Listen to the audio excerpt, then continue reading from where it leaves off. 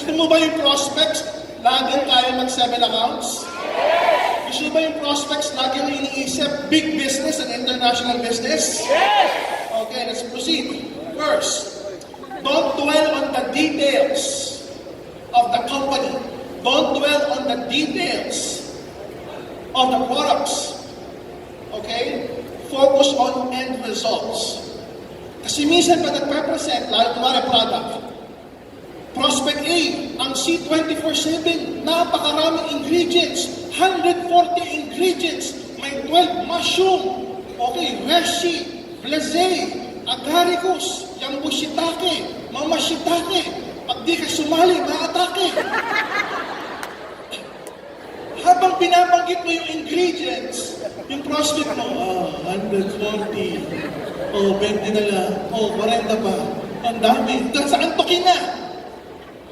They're not interested on the specifics, on the details. Guys, the prospects are interested on end results. Anong pakinabang niyan sa katawan ko? Anong pakinabang ng business mo sa buhay ko? Kunwari, bigla mo sinabi, Sir, sa business natin, kikita ka ng 32,000 pesos per day, 224,000 pesos per week, 998,000 per month, average 1 account. Sabi ng prospect mo, okay. Samantalang ang laki ng pera, binanggit mo. Tama o tama? Kasi para sa'yo, yan yung mga words, terminologies na pinag-uusapan natin sa loob ng A-Global. Tama o tama? A-Global, Nature's Way, $1 billion company a year. Di ba? 140 ingredients, C24/7, madaling ma-absorb, within 5 to 6 minutes, absorb na siya, VCAP, so and so. Pero sa labas ng A-Global, sa prospects, hindi nila alam yun. So do not use terminologies na ginagamit natin sa loob. Let's use words na maiintindihan niya. Kasi pag ganun mo kinausap yung prospect, para ka nagcha-Chinese. Hindi ka naiintindihan ng prospects. Do you follow? Kunwari, ano ba yung products nyo? Products namin supplement nakakatulong sa may diabetes. Lumalakas ang katawan. Lagi kang malakas. Kahit puyat ka, energetic. Do you follow? And result. Pag sumali ka sa negosyo namin, kikita ka ng malaki at mababago ang buhay mo. Pwede ka pang bumili ng sasakyan. Nakita mo yung difference versus dun sa pwede kang kumita 32,000 pesos per day, 200 plus per week, 998,000 per month. Versus kikita ka ng malaki, pwede ka pang bumili ng kotse. Ang guwapo mo siguro pag nakakotse ka. Do you follow? Yung prospect pag nakita yan, ako magkakakotse? Titingin pa sa salamin yun, oo nga, pogi ako pag nagkakotse. Nai-imagine na yung sarili niya nagkakakotse. So ang laging tanong ng prospect, ano magagawa niyan sa buhay ko? Huwag mong sagutin ng 32,000 pesos per day. Huwag mong sagutin ng 1 million pesos per week. Mas maganda sagutin ng bagay-bagay na magbabago para sa kanya. Do you understand that? Sell the destination, not the airplane. Okay? Ano ibig sabihin? Saan ka ba pupunta? Pupunta ako sa Maldives. Maraming taga-ibang lahi dyan. Maraming taga-ibang bansa. Lahat naka-swimsuit, sexy, magaganda, makaputi. Naglalaro na yung utak ng kausap mo. Iba-ibang itsura, iba-ibang kulay. Enjoy na enjoy. Do you understand? Focus, this is one of the important features when you close. Focus on feelings and emotions. Everybody say feelings. Everybody say emotions. Focus on feelings and emotions of the product or the business. Kunwari, if you're talking about the product, ano ba yung product nyo? Product natin supplement. Pag ininom mo to, lalakas ka. Mabubuhat mo pa yung mga anak mo. Di ba lagi kang pagod at puyat? Oo nga eh. Hindi ko na nga, pagdating ko sa bahay, tulog kagad ako eh. Talaga, pag ininom ko, lalakas ako, mapaglaro pa ako sa mga anak. Yes! So yung effect, yung effect na may mararamdaman siya. Okay, you focus on that. Sa business side, you need to be specific and relevant. Ano ibig sabihin nun? Ano yung magagawa niyang business para sa akin? Kung ano meron ako ngayon. Kunwari, your prospect. Yung prospect mo, executive. Okay, nagtatrabaho sa isang malaking kumpanya. Vice President. Alam mo, malaki sweldo. Di kotse, kaya lang pressure. Kinakailangan magtrabaho hanggang madaling araw. Kinakailangan walang pahinga, walang bakasyon. Dire-diretso. High-pressured executive. Okay? Paano mo siya i-close? Pag na-present mo na yung product, saka yung business, sabihin mo, you know what? Maganda sa business natin. Pag kumita ka ng malaki, marami ka ng oras para sa pamilya mo, magiging masaya at mag-enjoy ka na, makapagbabakasyon ka pa sa iba't ibang lugar, kasama yung pamilya mo. Do you understand? Kung ano yung hindi niya nararamdaman at malungkot siya doon, pasisiyahin mo siya sa resulta kapag ina-offer mo yung business mo. You become relevant to his issues. How do you do that? Ayan, paint a vivid picture in their imagination ng gusto nila. Do you follow? Paint a vivid picture of the things that they want in their minds. Okay? If you can customize it and personalize it, mas maganda. How do you personalize it? Siyempre, kailangan kilala mo sila, sasabihin mo sa kanila. Kunwari, pangalan nila, Ronel. Alam mo, Ronel, alam ko, negosyante ka. Pero sa traditional business, wala kang oras. The good thing with AIM Global, you will have lots of time for your families, for your hobbies, makapag-enjoy ka, kasama pamilya mo, makapagta-travel pa kayo ng libre. So pag nai-imagine nyo, sa traditional business ko, ako nagbubukas, ako nagsasara. Lagi ako nakabantay sa mga empleyado. Pero with AIM, because of our leverage system, you can attain financial freedom and time freedom. Tama ka, tama? Customize it to their issues. Kaya kinakailangan, alam mo yung prospects mo. Hindi pwedeng yung ginamit mo pang closing dito, gagamitin mo pang closing dito, gagamitin mo pang closing sa kanya, pang closing din sa kanya. Eh, iba-iba ang issues na mga yan. Tama ka, tama? So you need to customize and personalize it. Eto, this is the script. Lalo na ngayon. Lalo na ngayon, na bakasyon, maraming party, maraming reunion, magbabarkada noon, magkikita-kita, pag tinanong, ano ginagawa mo? What do you do? What keeps you busy? Paano ka sasagot? Nag-network ako. Nagpo-food supplement ako.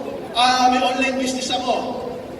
How do you answer that will pick their interest? Capture their interest, and they might probably join you with a high percentage. Huwag kang sasagot ng generic. Pag sumagot ka, specific, kaya nga kanina sabi ko, customize, personalize. Ano ibig sabihin? I help blank to blank so that they can blank. Sabi, ano ginagawa mo? Tumutulong ako sa mga blah blah blah para maging blah blah blah para maging blah blah blah.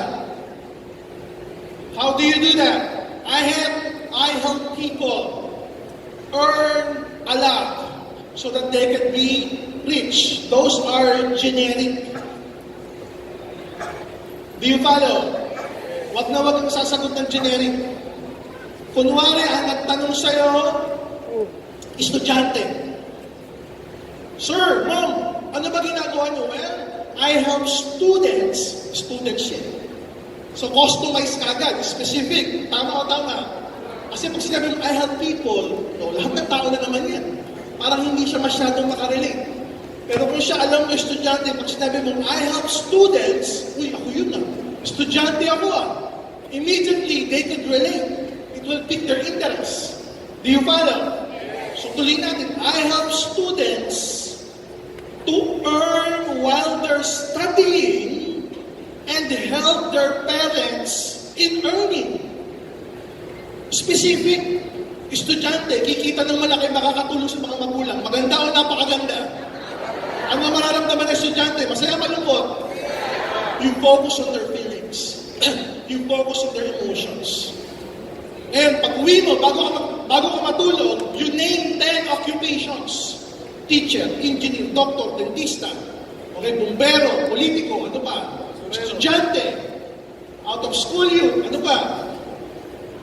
Mag-name ka ng 10 occupation, ipasok mo dyan, mag-practice ka. Kunwari, kausap mo, teachers. What do you do? Well, I help teachers to help others attain lots of time so that they won't be bored with making lectures and doing their routines because they have more time right now with their families.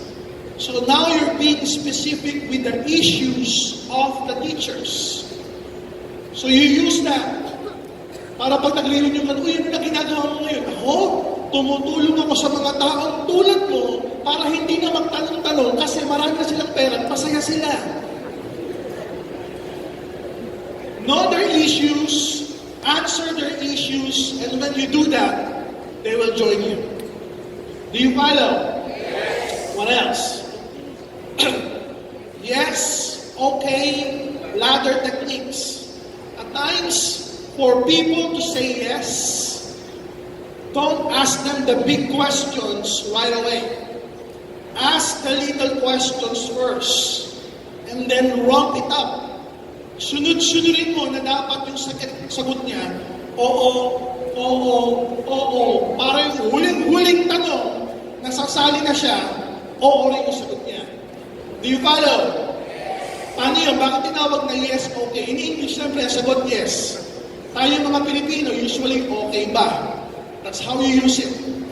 So after ma-present yung product at yung business, you ask them, okay ba turuan kita kumita kahit part-time ng malaki?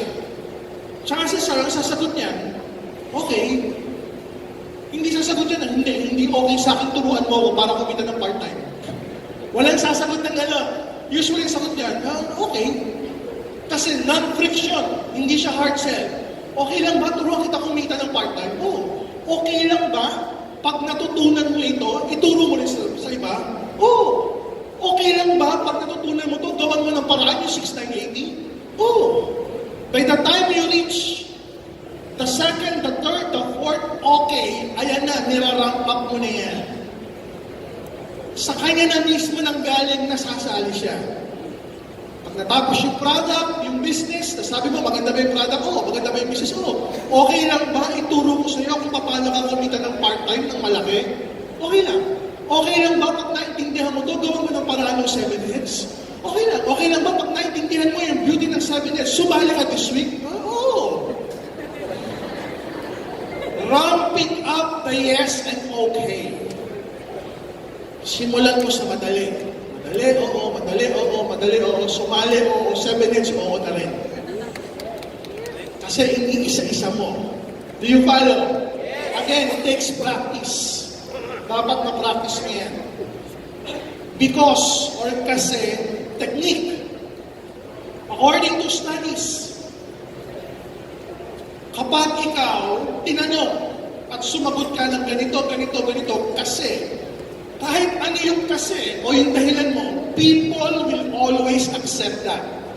People will always perceive that na okay. May isang study ginawa, ang daming nakapila sa Xerox machine. Ang daming nakapila. Tapos sisingit ka. Sabi nung sisingit, pare, pwede bang mauna ako? Pag ganun lang ang sentence mo, pwede bang mauna ako? Sabi ng mga taong nakapila, hindi pwede. May friction. Hard sell. Pero pag nilagyan mo ng because, kahit walang kakwenta-kwenta yung kasi, chances are 80% papayagan ka. Ano ginawa ng study? May nakapila sa Xerox machine. May sumingit. Sabi niya, pare, pwede bang mauna ako kasi kailangan ko magpakopya eh. Talaga naman, kung nagpa-Xerox ka, magpapakopya ka, di ba? Alam mo, sabi ng mga nakapila, sige, sige, sige. That's the power of because or kasi. Kaya pag nag-close ka, ito yung pinakamadali. Alam mo, sumali ka sa InGlobal kasi maganda. Ay, maganda mo.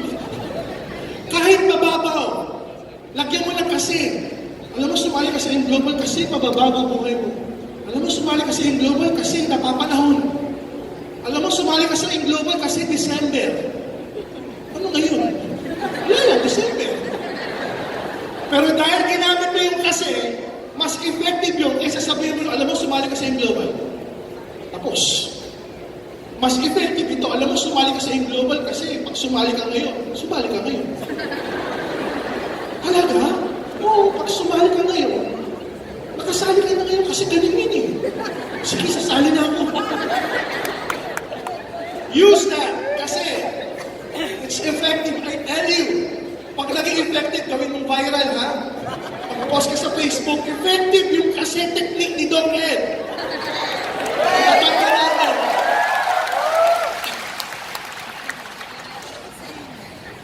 Extreme words. Biggest, boldest, largest, healthiest, newest, most innovative. Ayan. Lahat ng most, tsaka yes.